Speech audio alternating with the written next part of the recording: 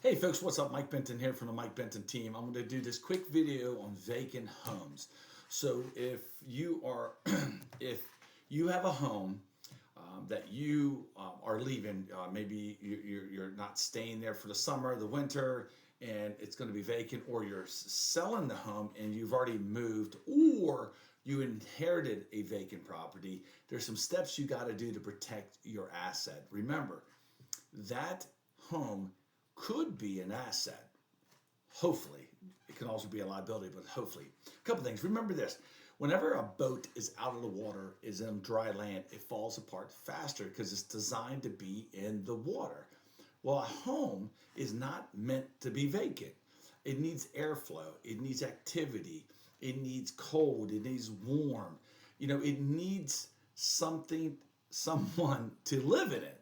That is so important for a vacant home, and it could cost you thousands to tens of thousands of dollars if you just don't do what you're supposed to do with your vacant home. So I have a list. It's right there above that you can take a look at, and I'm going to hit a couple of things here. I made a little thing. So no particular order.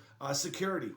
Make sure the locks are changed. Make sure they're the deadbolts are on. A lot of people can pick make regular locks. Make sure the deadbolt is a key version and not a spin version, because if you have a door with a glass, you can punch through, unlock it, and be into your home. They could be squatters, and then you got a whole nother issue that you got to deal with the courts and the squatters.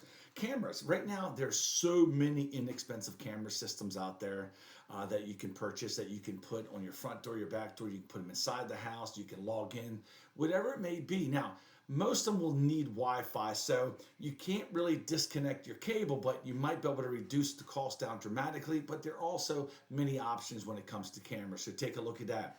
Utilities. You have to leave the electric on. You have to leave it on. You have to leave it on. I would highly recommend leaving water and sewer on, because you want people to be checking on your home. You want to be able to check on it. You want to make sure. Now, if you sit there and go, well, I want to reduce some of my electrical costs, that's fine. Go through your panel box and check off all the ones that you don't need. Maybe you don't need all the outlets. Maybe you don't need a dishwasher. Maybe there's other items that you don't need to have energy going to. Just turn it off. That'll help reduce your electric bill. But you want to keep the electric on because you need heat and you need AC. Or you're going to find out that you're going to have a really rough inside of your house when you come back to see it. Now, interior wise, when you look at your interior, before you take it to vacant, you're out of the house, do a very, very deep clean on the whole house, inside and outside. You want to make sure that you got everything cleaned up, spick and span, make sure it have. Go ahead and put some product. You can put bleach or whatever in your toilets to help with the rings and so forth, but the smell. Stagnant water still stinks. Maybe there's nothing in the water, but stagnant water will still smell. Also, when it comes to the exterior, get the gutters cleaned. You need the gutters cleaned. You don't need them freezing up in the wintertime if you have winter where you are, but you don't need gutter damage around the foundation. You want to make sure all the bushes are trimmed around the foundation. You want to make sure all the land is sloped away from the house. If you do these steps, and there's more on here, you're going to find out that your home is going to be able to handle being vacant longer.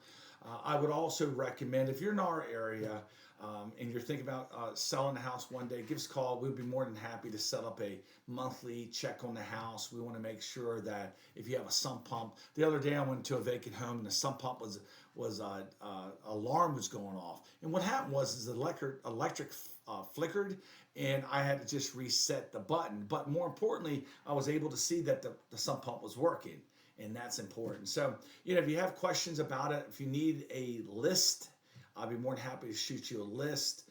We might have one attached to here right below. But take a look at it. Give us a call. Let us know how we can help you. So when you give us a call, you can experience the benefits. Thank you so much. Have a good one. Bye-bye.